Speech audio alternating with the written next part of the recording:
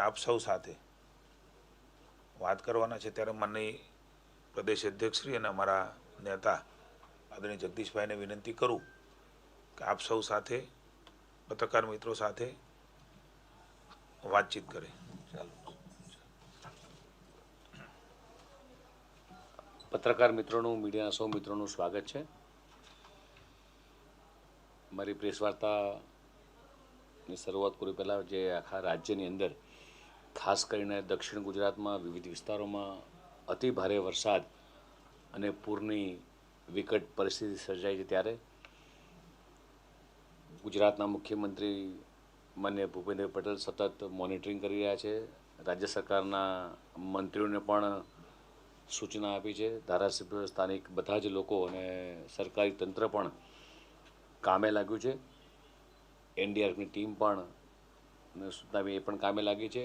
ત્યારે ભાજપના સૌ કાર્યકર્તાઓને પણ આપના માધ્યમથી અપીલ કરું છું કે કુદરતી આફત સમયમાં આપણે સૌ સેવાય સંગઠનના મંત્ર સાથે અસરગ્રસ્ત તથા જરૂરતમંદ સુધી પહોંચવાનો પ્રયાસ કરીએ અને જ્યાં પણ જરૂર પડે ત્યાં દરેક પ્રકારે આપણે એ પ્રજાની સાથે ઊભા રહીએ એવી તમામ લોકોને, તમામ કાર્યકર્તાને મારે બધા જિલ્લા અધ્યક્ષો સાથે પણ વાત થઈ છે અને તંત્ર પણ સારી કામગીરી કરી રહી છે. આજની આ પત્રકાર પરિષદ જે રીતે દેશની અંદર યુવાનોને ગુમરાહ કરવાનો એક ટ્રેન્ડ ચાલી રહ્યો છે. દિલ્હીના યુવાનો હોય કે આખા દેશના યુવાનો, કોંગ્રેસના નેતા રાહુલ ગાંધી જે રીતે દુર્ભાગ્યપૂર્ણ જે કામ કરી રહ્યા છે. રાહુલ ગાંધીનો ઉદ્દેશ એ વિદ્યાર્થીઓને ન્યાય આપવાનો બિલકુલ દેખાતો નથી, પરંતુ વિદ્યાર્થીઓને ના અલગ અલગ મુદ્દાઓ પર એ રાજકીય લાભ લેવાનો અને રાજકીય રોટલા શેકવાનો એ દેખાઈ રહ્યો છે. વિપક્ષ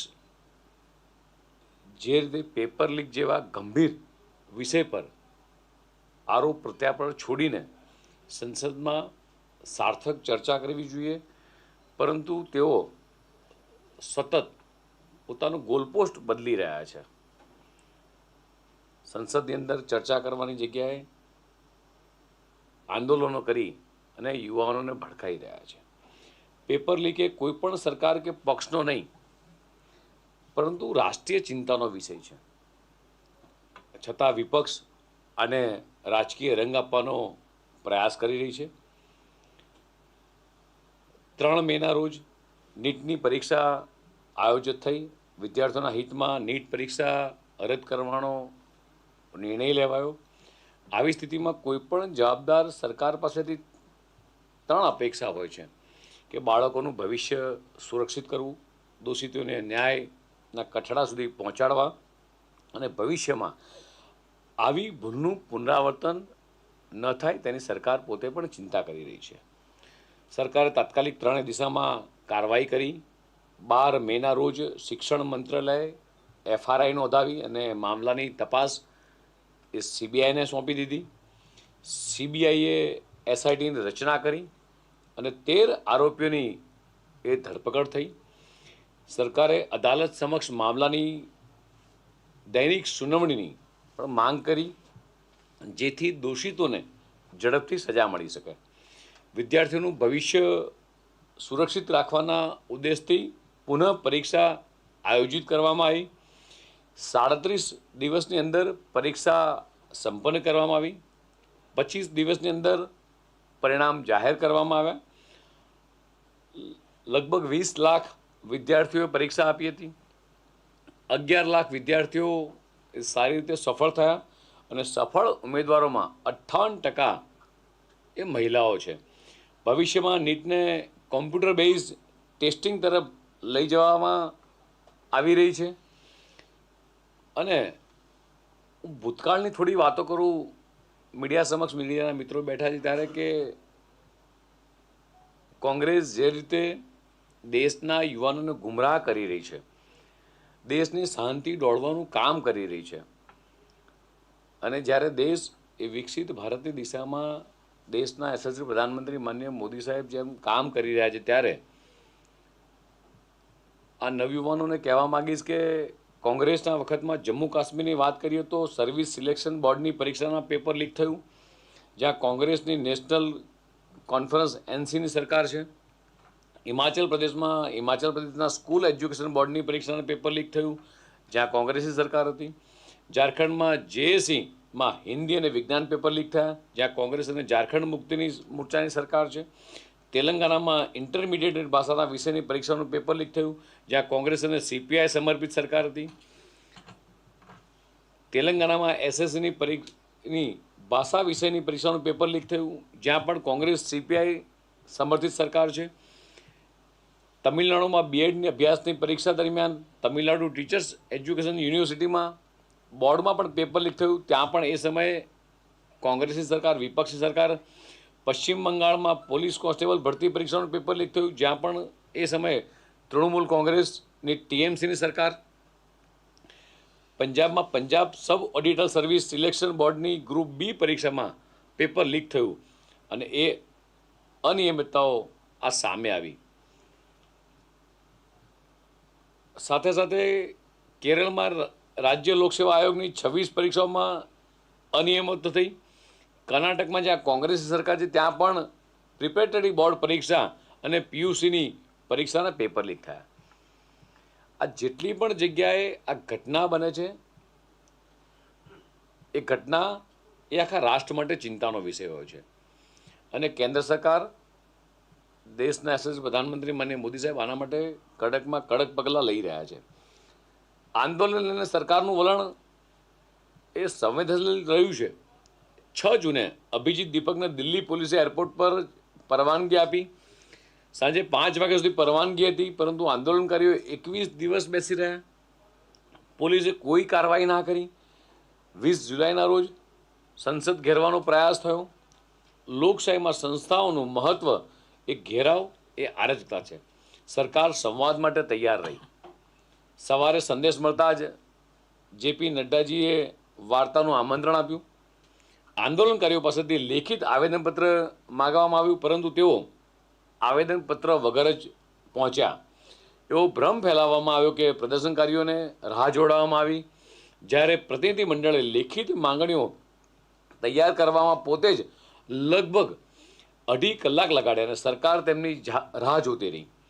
પ્રતિનિધિ મંડળે લેખિત માંગણીઓની સોંપતી વખતે પ્રદર્શન ન કરવાનું આશ્વાસન આપ્યું, પરંતુ પાછળથી તેઓ આનાથી ફરી ગયા. આ પછી સોશિયલ મીડિયા પર ઘણા ફોલ્સ નેરેટિવ અને ફેક ન્યૂઝ એ ચલાવવાનો પ્રયાસ કરવામાં આવ્યો. સોનમ વાંગચુકના પત્ની શ્રીમતી ગીતાંજલિ સાથે દુર્વ્યવહાર, અભિજીત દીપકની ધરપકડ, 12 વર્ષની બાળકીને ગંભીર રીતે ઈજા થવી જેવા તમામ દાવા એ ફેક્ટ ચેકમાં એ સંપૂર્ણપણે એ જૂઠા સાબિત થયા છે. અને મીડિયાના અહેવાલો અનુસાર 118 પોલીસ કર્મીઓ એ આમાં ઇજાગ્રસ્ત થયા છે.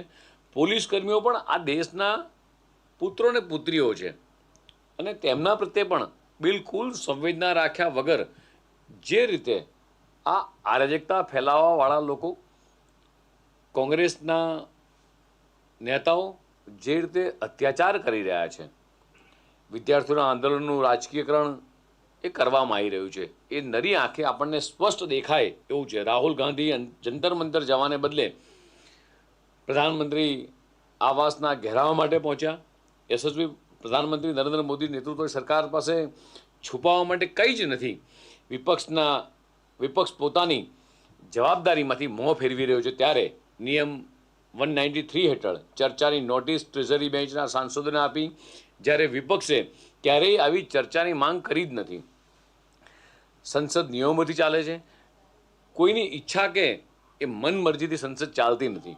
રાહુલ ગાંધી પાસે પોતાની વાત રાખવા માટે સંસદ જેવું યોગ્ય મંચ ઉપલબ્ધ છે, પરંતુ વિપક્ષ પોતાની જવાબદારી નિભાવવાને બદલે માત્ર દેશની અંદર અરાજકતા, ઉપદ્રવ એ કરવા માગી રહી છે. એ સ્પષ્ટ દેખાઈ રહ્યું છે. વિપક્ષ પોતે જ્યારે એકજૂથ નથી, વિપક્ષી દળો એ પોતે અંદરો અંદર આંદોલનનો શ્રેય ખેંચવાની જ્યારે હોડ લાગી છે, આપણે બધા જ ટીવીના માધ્યમથી આ બાબત જોઈ રહ્યા છીએ, આનાથી એ સ્પષ્ટ થાય છે કે આંદોલનના વિદ્યાર્થીઓના હિતોની વાત નથી કરતી, પરંતુ એક રાજકીય તકવાદનું ઉદાહરણ બની ગયું છે. દેશનો વિદ્યાર્થી અને યુવા સમુદાય મુજબ ખૂબ સમજદાર છે અને સત્ય તેમનાથી છુપાયેલું નહીં રહે.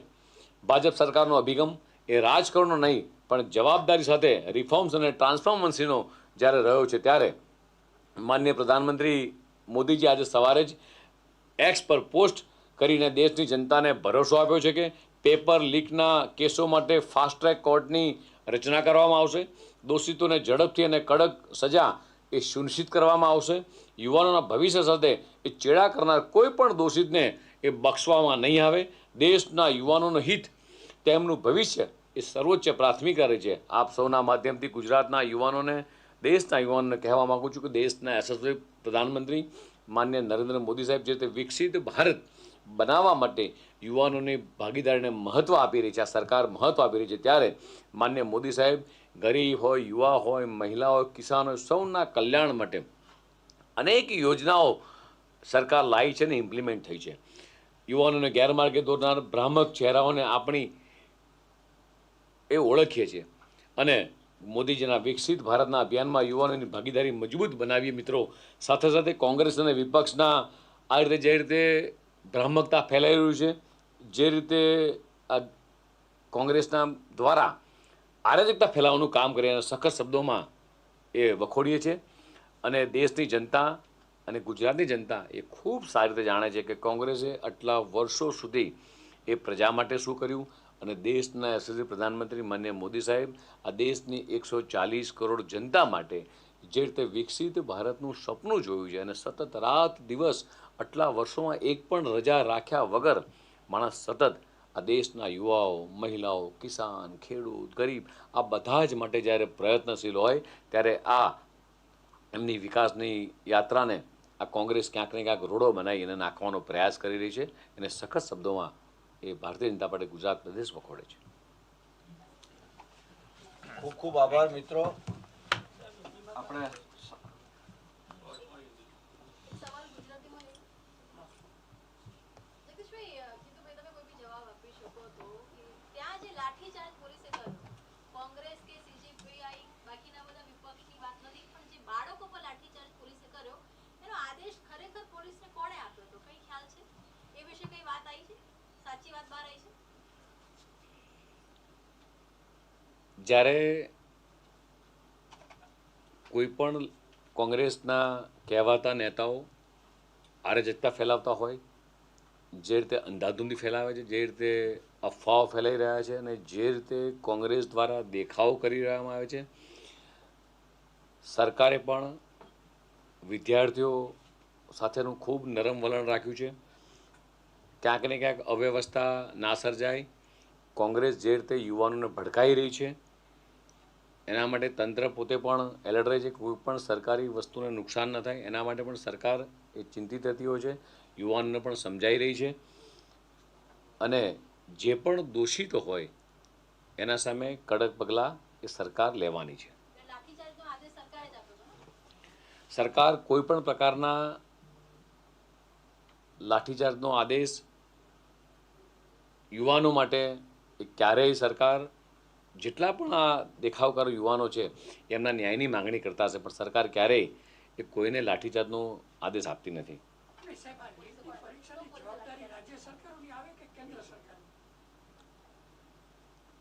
કેન્દ્ર સરકાર સતત ચિંતામાં છે. કેન્દ્ર સરકારે પોતે પણ એના માટે આખી સિસ્ટમ ગોઠવી છે. આગામી દિવસોની અંદર કેન્દ્ર સરકાર સિસ્ટમેટિક રીતે નીટની એક્ઝામ લેવાય એવા પગલાં પણ લઈ રહી છે. લાઠીચાર્જનો આદેશ સરકારે નતો આપ્યો તો પોલીસે કેવી રીતે લાઠીચાર્જ કર્યો? વિદ્યાર્થીઓ, હું વિપક્ષની વાત નથી કરતી, પોલીસે લાઠીચાર્જ વિદ્યાર્થીઓ પર કેવી રીતે કર્યો? કેમ કે એમાં એવા પણ વિદ્યાર્થીઓ અને એવા બી પરિવાર હતા કે જેને પોતાના બાળક ગુમાયા હતા. લાઠીચાર્જનો આદેશ સરકારે નતો આપ્યો તો પોલીસે લાઠીચાર્જ વિદ્યાર્થીઓ પર કેવી રીતે કર્યો? માનનીય પ્રમુખશ્રીએ આપને વાત કરી છે. સરકાર હંમેશા આપણે નરેન્દ્રભાઈને પણ જોયા છે અને નરેન્દ્રભાઈની રાજ્યમાં સરકારને, દેશની સરકારને પણ આપણે જોઈ છે. આ પ્રકારે સંવેદનાથી યુવાનોની કોઈ વાત હોય ને, હંમેશા આજે પણ નરેન્દ્રભાઈએ ટ્વીટ કર્યું છે, એમણે સુપેરે આ બધી જ પરિસ્થિતિમાંથી ભવિષ્યમાં કેવી રીતે બહાર નીકળાય એની ચિંતા પણ વ્યક્ત કરી છે. ત્યારે બનેલી ઘટના માટે કાયદો અને વ્યવસ્થાની પરિસ્થિતિ સંદર્ભે અમે વખોડીએ છીએ કે આ પ્રકારનો લાઠીચાર્જ એ કોઈ ઉપર પણ ન થવો જોઈએ, વિદ્યાર્થીને. આવું ભારતીય જનતા પાર્ટી મને અધ્યક્ષે પણ કહ્યું છે. એમની પણ તપાસના આદેશો આપ સૌ જાણો છો કે આપી રહ્યા છે. ત્યાં કેવી રીતે પથરા આવ્યા, કોણે પથરા ફેંક્યા, કોનું મેનેજમેન્ટ હતું, વિદ્યાર્થીઓ આ પ્રકારે ન કરી શકે, આ બધાની તપાસ એ થઈ રહી છે. કોંગ્રેસના શાસનમાં જે કંઈ પેપર લીક થયા એને ઘણે કોંગ્રેસ ના પાડી અને 2014માં ભાજપની સરકાર આવી.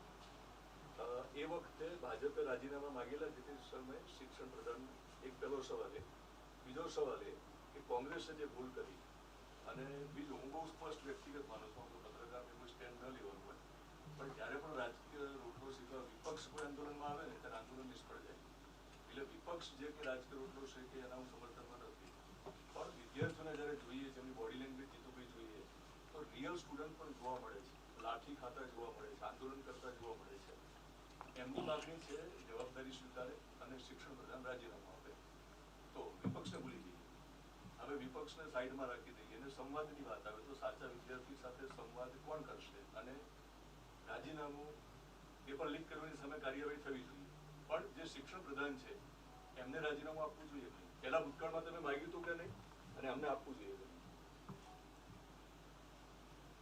ભૂતકાળની અંદર જે કંઈ ઘટનાઓ બની હશે, કોંગ્રેસના સમયમાં કેટલા પેપર લીક થયા, એનાથી એવું સાબિત કરવા નથી માગતા કે ભાઈ કોંગ્રેસના સમયમાં પેપર લીક થયા એટલે અત્યારે થાય.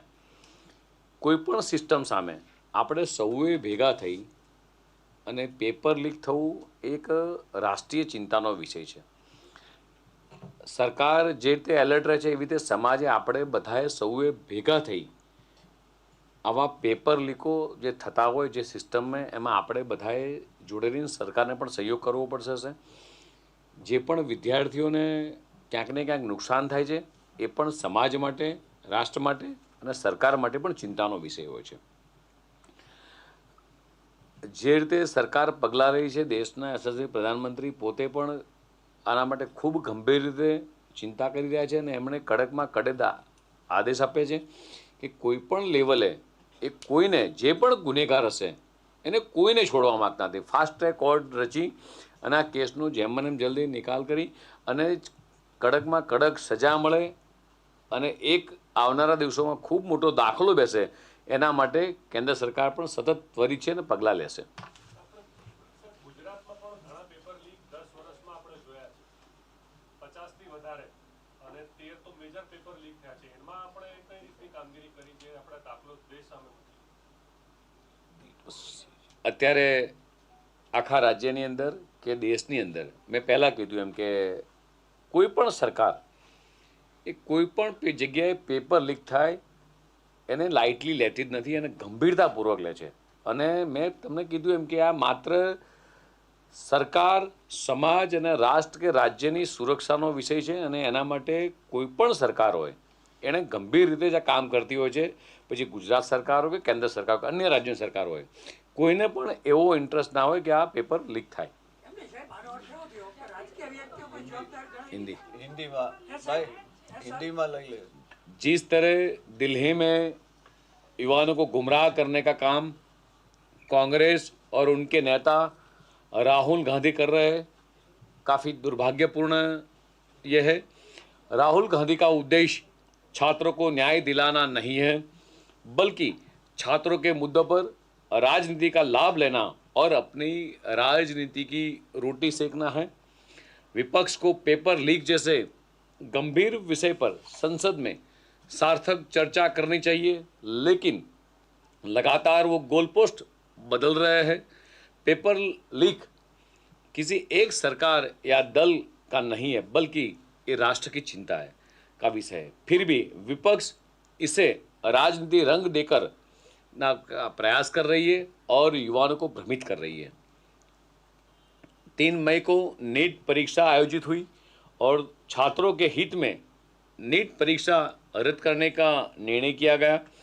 12 मई को शिक्षा मंत्रालय ने एफआईआर दर्ज कराई और मामले की जांच सीबीआई को सौंप दी। सीबीआई ने एसआईटी का गठन किया और 13 आरोपियों को इमीडिएटली गिरफ्तार किया। सरकार ने अदालत के समक्ष मामले की दैनिक सुनवाई की भी मांग की थी ताकि दोषियों को जल्द से जल्द सजा मिल सके। छात्रों का भविष्य सुरक्षित करने रखने के लिए उद्देश्य के पुनः परीक्षा आयोजित की गई। 37 दिनों में के भीतर परीक्षा संपन्न की गई। 25 दिनों के भीतर परिणाम घोषित किए गए। करीबन 11 लाख सफल हुए और सफल अभ्यर्थियों 58% महिलाएं थी। भविष्य में नीट को कंप्यूटर बेस्ड टेस्टिंग और ले जाने का सरकार भी प्रयास कर रही है, आगे हो जाएगा।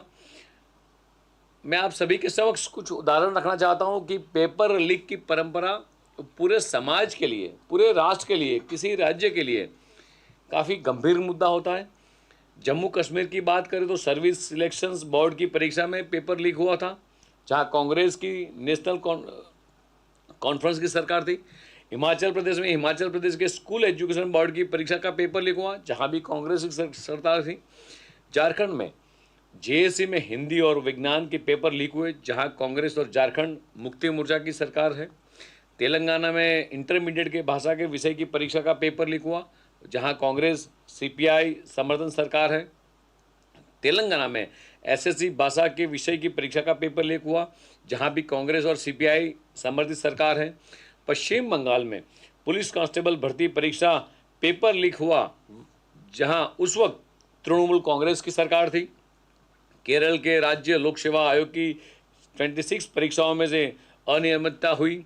कर्नाटक में जहां कांग्रेस की सरकार है, वहां भी प्रिपरेटरी बोर्ड परीक्षा में पीयूसी की परीक्षा का पेपर लीक हुआ। छात्रों के आंदोलन का ये राजनीतिक का करण जो किया जा रहा है कांग्रेस के माध्यम से, युवाओं को जो भ्रमित किया जा रहा है। राहुल गांधी जंतर मंतर जाने के बजाय प्रधानमंत्री आवास में घेराव के लिए पहुंचे।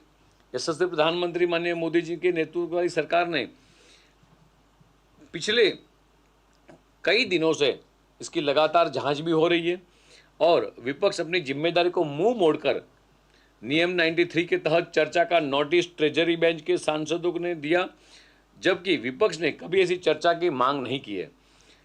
संसद नियमों से चलती है, किसी की इच्छा या मर्जी या मन मुताबिक नहीं चलती है। राहुल गांधी के पास अपनी बात रखने के लिए संसद जैसा उचित मंच उपलब्ध है, लेकिन विपक्ष अपनी जिम्मेदारी निभाने के बजाय केवल उपद्रव करना चाहती है। देश का छात्र और युवा समुदाय बहुत समझदार है और सत्य उनसे छिपा नहीं रहेगा। देश का युवा अराजकता का साधन नहीं बल्कि भारत का राष्ट्र का निर्माता है। आदरणीय प्रधानमंत्री माननीय मोदी जी आज सुबह ही एक्स और पोस्ट करके देश की जनता को भरोसा दिलाया है कि पेपर लीक के मामलों के लिए फास्ट ट्रैक कोर्ट का गठन किया जाएगा। दोषी को तो त्वरित कड़ी सजा सुनिश्चित की जाएगी। युवाओं के भविष्य के साथ खिलवाड़ करने वाले किसी भी दोषित को बख्शा नहीं जाएगा। मैं आप सभी के माध्यम से गुजरात के युवाओं को कहना चाहता हूं कि देश के यशस्वी प्रधानमंत्री माननीय मोदी जी ने विकसित भारत बनाने के लिए युवाओं की भागीदारी को महत्व दिया है। आदरणीय मोदी जी गरीब हो, युवा हो, महिला हो, किसान सभी के कल्याण के लिए अनेक लाभार्थी योजना लाया है और वो सफल तरीके से वो लोगों तक पहुंचाने में सफल हुए हैं। युवाओं को गुमराह करके वाले भ्रामक चेहरों को हम पहचानें और मोदी जी ने जो विकसित भारत का अभियान में युवाओं की भागीदारी जो मजबूत करने का निश्चय लिया है, उसमें सारे युवाओं को कहना चाहता हूँ, आइए हम विकसित भारत